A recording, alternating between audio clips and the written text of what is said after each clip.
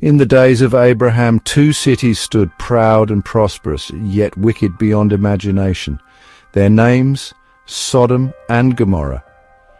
But what happens when wickedness reaches heaven?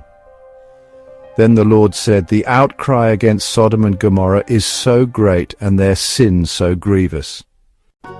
God appears to Abraham in the form of three men, and he reveals his plan. He will go down to see if the outcry is true. I will go down and see if what they have done is as bad as the outcry that has reached me.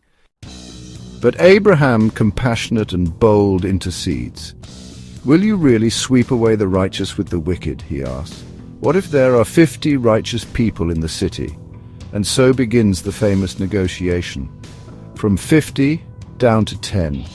For the sake of 10, I will not destroy it. Two angels arrive in Sodom. Lot, Abraham's nephew, welcomes them, but the city is darker than night itself. The men of the city call to Lot, "Where are the men who came to you tonight? Bring them out to us so that we can have sex with them." The evil is undeniable. Judgment is now certain.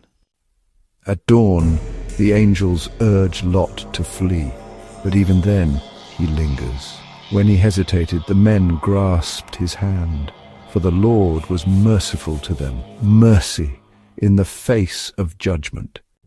Lot and his family flee, and then it begins. Then the Lord rained down burning sulfur on Sodom and Gomorrah from the Lord out of the heavens.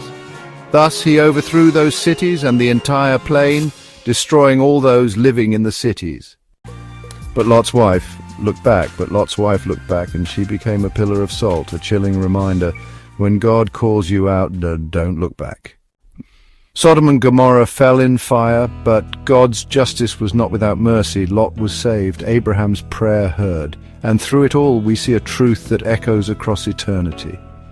So when God destroyed the cities, he remembered Abraham, and he brought Lot out of the catastrophe. Judgment is real, but so is mercy. Choose today whom you will follow.